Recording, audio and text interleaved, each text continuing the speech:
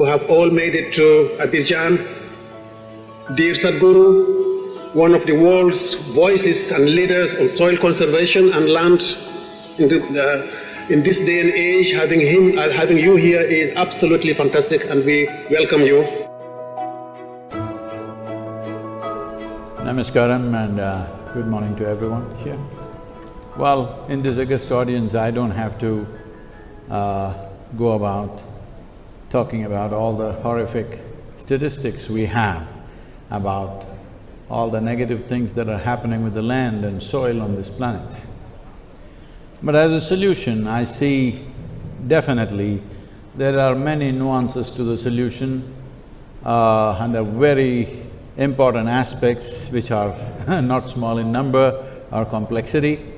But I feel the most important thing if we want to achieve something is, as we have found of all the conventions, one convention which bore positive and conclusive result was the 1987 Montreal Protocol, where we focused on the ozone holes, and largely it was fixed because of single-pointed action. I think a time has come where that kind of action is needed for soil. Separating soil from every other issue, though they are significant and important, it's important that we separate soil from the other aspects, because all these other aspects are relevant to our lives only as long as soil is alive. What is it that we can do? I think the most important thing is to put some food there for the microorganisms, which is the fundamental of all life. Putting food there means organic content should rise. If you look at this across the world, not a single nation has a minimum of 3%, not even a single nation.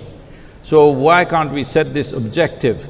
All other issues are there, we can continue to attend to those things, but the most important thing is we as a generation of people keep the soil alive for future generations. Setting up 3% as a minimum average for every nation and setting up an incentive process for the farmers to get there, making the incentives attractive enough that farmers will aspire to be there. And once they get there, the industry and business to facilitate carbon credit systems for the farmers is a second line of incentive. The third level of incentive is, instead of just labeling food products as just organic, as if the other foods are inorganic, it is not. And it's extremely difficult, and it takes a whole lab process to measure the amount of fertilizer and pesticide in a given product, either a fruit or a vegetable. So, the simple thing is to measure the organic content of the soil, which can be done on the land by the farmer. With a little supervision, it can be done. So we can establish 3% organic content. Those who have reached 3% organic content, these products, these agricultural products of fruit and vegetable and grain should find a different shelf in the marketplace.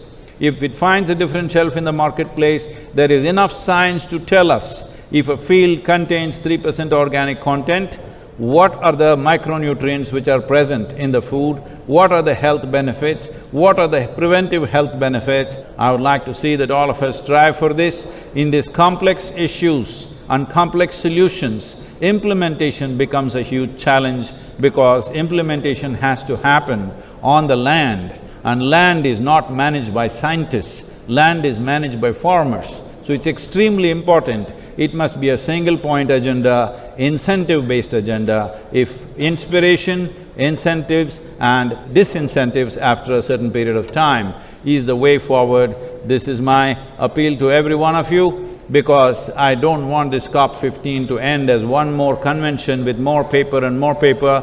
This must end with concrete action, and action in such a way that it's implementable. It is implementable, and we will see a distinct change in the coming few years. Thank you very much for having me here.